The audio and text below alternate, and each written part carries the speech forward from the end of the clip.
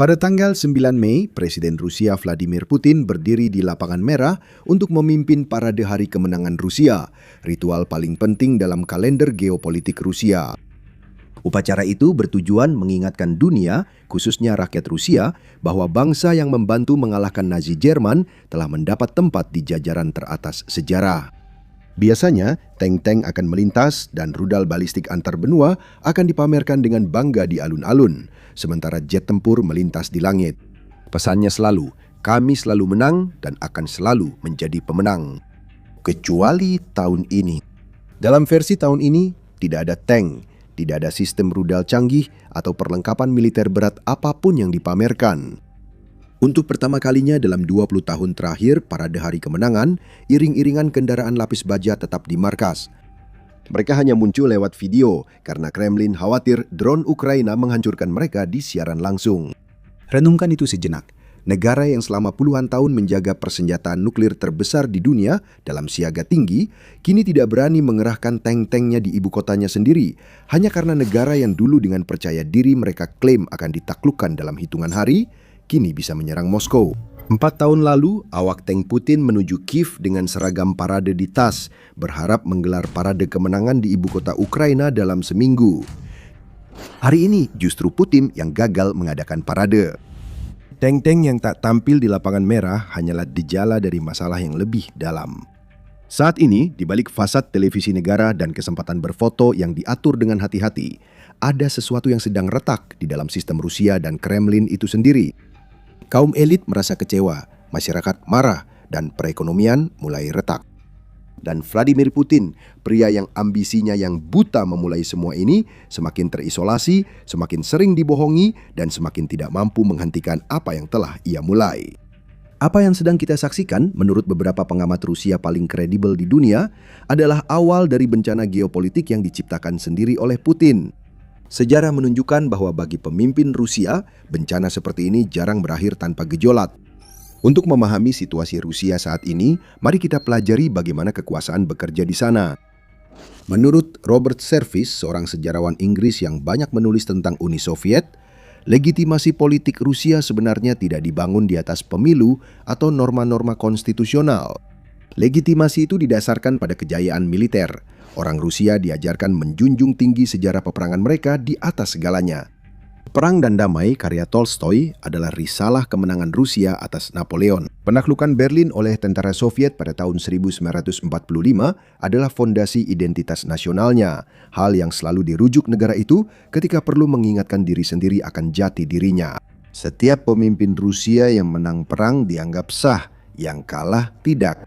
Dan jika sejarah bisa dijadikan petunjuk, rakyat Rusia bergerak cepat untuk menyingkirkan yang terakhir. Ambil contoh Tsar Nikolai II yang memulai perang melawan Jepang pada tahun 1904 yang akhirnya dimenangkan Jepang dan penghinaan itu mengguncang fondasi kekuasaannya.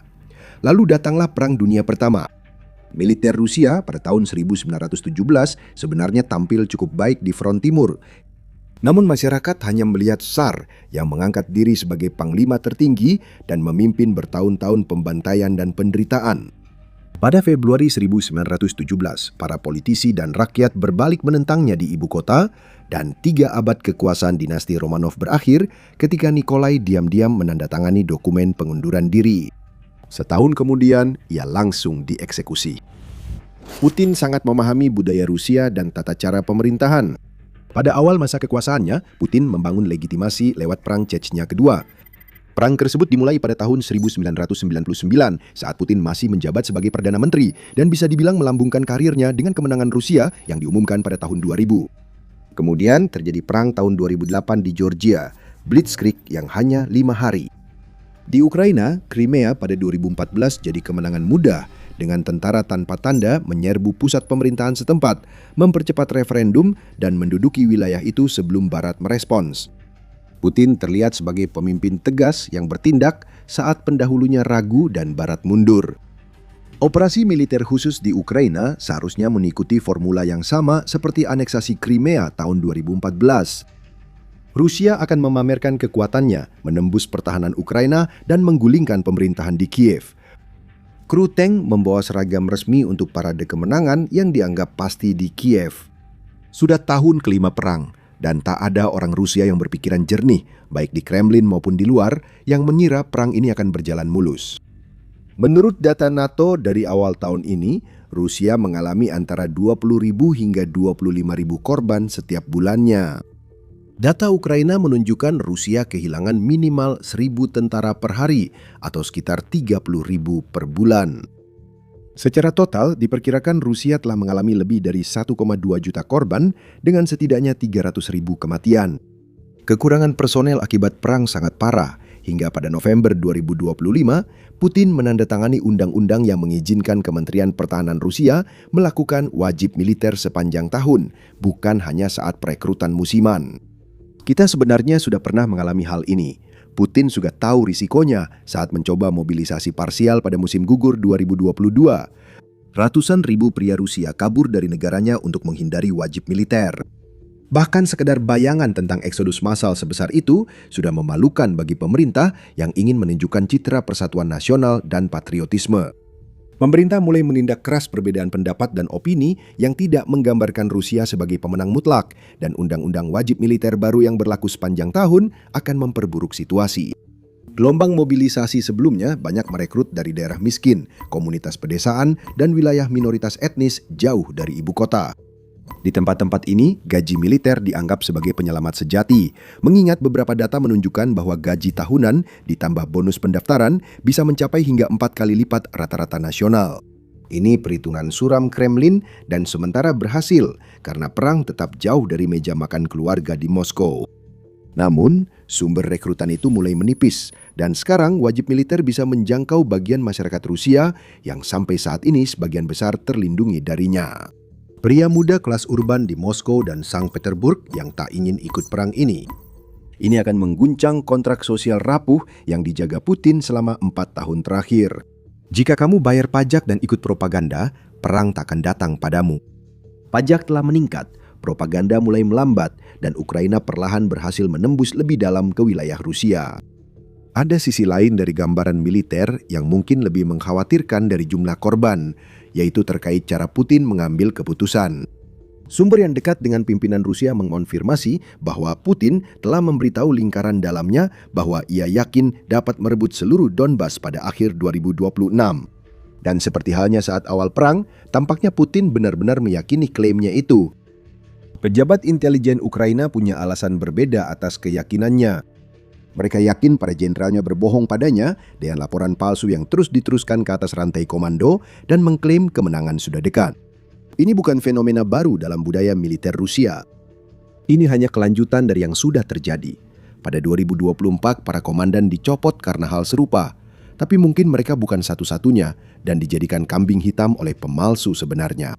Meski banyak orang di sekitar Putin memahami situasi, tidak jelas apa yang benar-benar diketahui dan dipahami Putin. Rusia kini dipimpin oleh seorang pemimpin yang membuat keputusan strategis dari laporan intelijen palsu, dikelilingi bawahan takut berkata jujur, dan tengah berperang dengan korban 30.000 tentara tiap bulan. Tak heran parade kemenangan 2026 tampak jauh dari parade kemenangan. Selain kerugian militer, ekonomi, dan dinamika sosial, Rusia berada di bawah tekanan yang semakin besar. Selama 4 tahun terakhir, ekonomi sipil dikorbankan demi prioritas masa perang dan tekanannya kini makin sulit diabaikan. Tahun 2026 terjadi kenaikan pajak dan inflasi. Sementara itu, pemerintah mengalokasikan sekitar 40% anggaran untuk pengeluaran terkait perang. Negara tersebut telah mengumumkan bahwa mereka memperkirakan pertumbuhan PDB hanya sebesar 0,4% tahun ini dibandingkan dengan prediksi yang lebih optimis yaitu 1,3%. Negara itu juga kehabisan tenaga kerja dengan tingkat pengangguran hanya 2,1%. Meski angka itu tampak menjanjikan di situasi normal, kondisinya berbeda untuk negara yang 4 tahun terakhir dilanda perang. Angka pengangguran yang sangat rendah menandakan perusahaan Rusia kekurangan tenaga kerja untuk direkrut. Bisnis saling bersaing menawarkan upah lebih tinggi sehingga biayanya dibebankan ke konsumen, yaitu warga negara Rusia. Jadi, para pekerja Rusia terjebak dalam lingkaran di mana mereka secara nominal mendapatkan lebih banyak uang karena bisa memilih pekerjaan, namun akhirnya harus membayar lebih mahal untuk hidup. Konsekuensi sosialnya juga terlihat dalam data. Indeks kebahagiaan umum Rusia turun ke titik terendah dalam 15 tahun pada April 2026, menurut lembaga survei negara. Yang menarik, Terakhir kali indeks ini serendah ini adalah ketika Putin akan menjadi presiden untuk kedua kalinya pada tahun 2011, menggantikan wakilnya Medvedev. Persetujuan terhadap Putin turun ke level terendah sejak invasi skala penuh dimulai. Ada dimensi geopolitik di balik situasi Rusia dan stagnasi yang menjadi pedang bermata dua bagi ekonominya. Sebelum lanjut, pastikan berlangganan The Military Show. Kami mengunggah video yang membahas perkembangan militer terbaru, geopolitik, dan konflik global. Konfrontasi Presiden Donald Trump dengan Iran yang memicu blokade Selat Hormuz membuat AS mencabut sebagian sanksi terhadap Rusia untuk penjualan minyak ke India. Ini merupakan keuntungan besar yang telah menambah lebih dari $100 juta per hari ke pendapatan pajak Putin. Uang itu dipakai membeli senjata, suku cadang, teknologi, dan menjaga dukungan politik dari Tiongkok. Pendapatan minyak $100 juta per hari tidak menurunkan inflasi. Saat Trump berkuasa, Putin yakin Trump akan sepenuhnya mendukung Rusia. Negosiasi awal, Trump menekan Ukraina menerima kesepakatan untuk menyerahkan wilayah yang diduduki tanpa imbalan. Upaya tersebut gagal, bahkan Trump secara terbuka mundur dari perundingan Rusia-Ukraina. Meninggalkan yang pertama hanya bersama Tiongkok, dan yang kedua dengan sebagian besar Eropa Barat yang telah mengidentifikasinya dengan benar bahwa Ukraina adalah langkah pertama Rusia untuk merebut kembali wilayah Soviet yang hilang di benua itu. Dan karena itu Eropa Barat langsung menggenjot proyek kolaboratif serta donasi militer.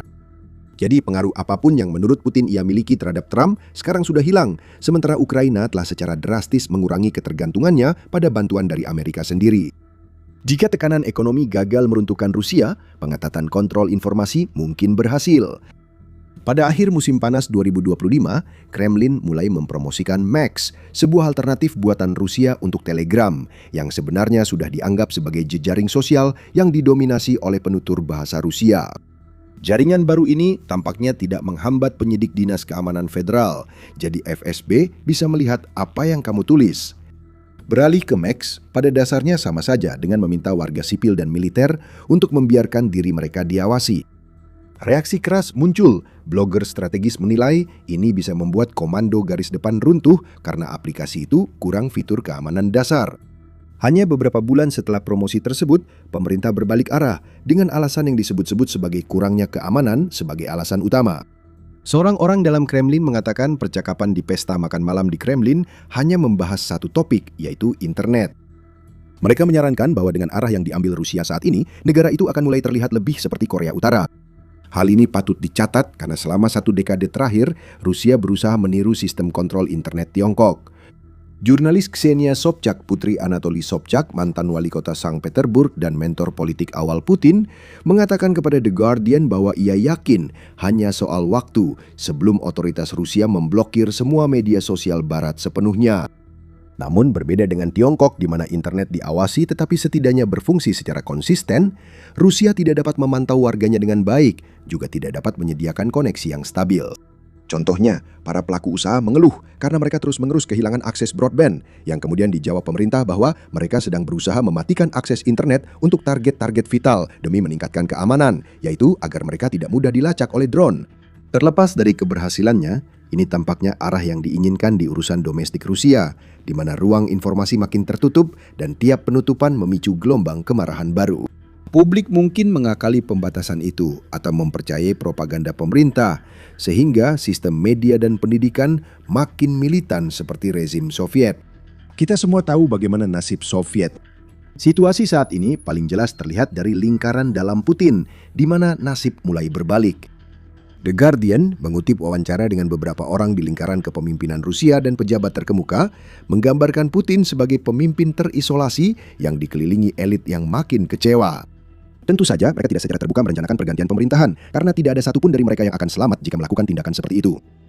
Ada pembicaraan tentang hilangnya kepercayaan terhadap pemimpin Rusia saat ini, dan hilangnya kepercayaan itu pada dasarnya berujung pada perlahan-lahan melemahnya pemerintahan otoriter di negara tersebut. Putin tampaknya telah menyadari narasi yang beredar tentang kondisi mental dan kemampuan kepemimpinannya. Laporan intelijen Eropa yang dibagikan ke beberapa media awal Mei diduga dibuat oleh salah satu negara Eropa menyatakan bahwa langkah-langkah keamanan di sekitar Putin telah diperketat secara signifikan sejak bulan Maret karena kekhawatiran akan kemungkinan plot atau upaya kudeta, dan menyebutkan bahwa mantan Menteri Pertahanan Sergei Shoigu bisa muncul sebagai ancaman. Seminggu setelah laporan itu beredar, Kremlin merilis video yang diproduksi dengan cermat dan menampilkan Putin mengunjungi mantan gurunya, Vera Garyevich, di pusat Moskow. Putin tampak santai dalam video itu, mengenakan pakaian kasual, seolah ingin membantah anggapan dia bersembunyi di bunker. Namun, pementasan ini menunjukkan tekanan. Setelah 25 tahun berkuasa, Kremlin merasa perlu merilis rekaman Putin membeli bunga untuk membuktikan dia tidak takut. Pemerintah membantah skenario Shoigu dengan menangkap pejabat dekat mantan Menteri Pertahanan itu, sehingga makin mengisolasinya dari lingkaran dalam Putin. Banyak analis kini meyakini ancaman nyata terhadap Putin kemungkinan besar berasal dari lingkaran dalamnya sendiri. Ini akan menjadi seseorang yang memiliki akses, dukungan institusional, dan keyakinan bahwa arah saat ini benar-benar membawa bencana. Faksi pribadi semacam itu tampaknya belum muncul. Kelas penguasa dan oligarki Rusia tampaknya mengalami ilusi tanggung jawab. Orang-orang takut pada Putin dan tak ada yang percaya padanya. Presiden Rusia telah menghabiskan 3 dekade terakhir membongkar kelas atas dan menggantinya dengan elit yang sepenuhnya tunduk padanya. Tidak ada yang benar-benar ingin mengambil langkah pertama. Sebaliknya, para oligark bersembunyi baik di dalam Rusia maupun benar-benar keluar dari negara itu, menunggu sesuatu yang buruk terjadi dan berharap orang lain yang akan membongkar rezim Rusia saat ini. Namun, orang-orang yang sebenarnya memiliki sarana dan kesempatan untuk melakukan perubahan justru lumpuh, hanya bisa menyaksikan ekonomi negara tenggelam ke dalam kehancuran. Bahkan jika kita mengesampingkan semua hal lain, korban jiwa, krisis wajib militer, tekanan ekonomi, pengetatan informasi, kekecewaan para elit, masih ada dimensi geopolitik dari perang di Ukraina dan arah perkembangannya saat ini. Robert Service, salah satu pakar terkemuka sejarah dan geopolitik Soviet di Inggris, menyebut invasi Putin ke Ukraina sebagai kesalahan besar dalam geopolitik, dan dia bukan satu-satunya yang berpendapat demikian. Pertimbangkan apa yang Rusia punya dan apa yang dipilih Putin untuk dilakukan dengan semua itu. Awal 2010-an, Rusia adalah adidaya energi, punya kursi di forum internasional utama, hubungan fungsional dengan Eropa, dan bisa mengadu Tiongkok dan Amerika Serikat satu sama lain demi keuntungan Moskow. Putin justru memutus hubungan dengan Barat, menyerang negara tetangga, dan mengubah Rusia dari pemain penting menjadi paria geopolitik yang bergantung pada Tiongkok dan drone Iran. Bahkan jika perdamaian tercapai dengan syarat yang dapat diterima Kremlin dan Putin mengklaim telah memenuhi tujuannya sejak 2022, kerusakan permanen pada posisi geopolitik Rusia sudah terjadi. NATO berkembang dengan menambah Finlandia dan Swedia, menggandakan perbatasan daratnya dengan Rusia, serta mempersempit akses laut Rusia di Laut Baltik. Pengeluaran pertahanan Eropa naik tajam. Negara-negara di benua ini akhirnya memenuhi syarat NATO 2% dari PDB.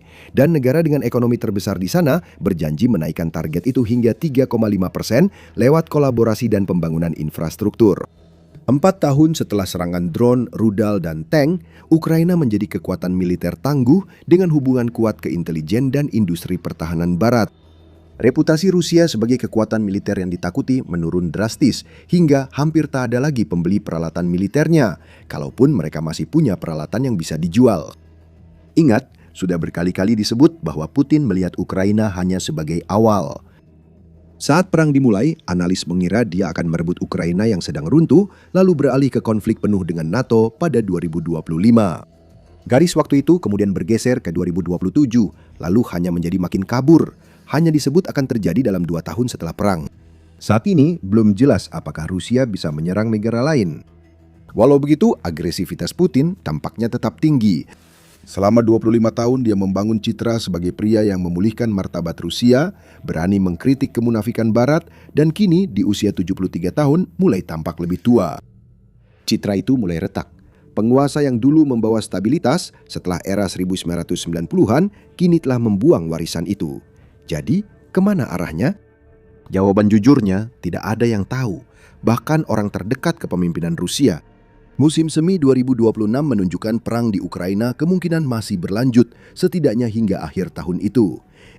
Sementara itu, Rusia harus bertahan menghadapi tekanan domestik yang bertubi-tubi, korban jiwa yang merenggut satu generasi, ekonomi yang kacau, ruang informasi yang tertutup dari kenyataan, dan para elit yang duduk di meja makan membicarakan betapa miripnya Rusia dengan Korea Utara. Jika Anda merasa video ini bermanfaat, berlanggananlah ke The Military Show untuk mendapatkan analisis mendalam tentang konflik dan kekuatan yang membentuk dunia. Jika Anda ingin tahu lebih dalam soal runtuhnya militer Rusia hingga terjadi hal ini, tonton video ini. Dan terima kasih seperti biasa sudah menonton.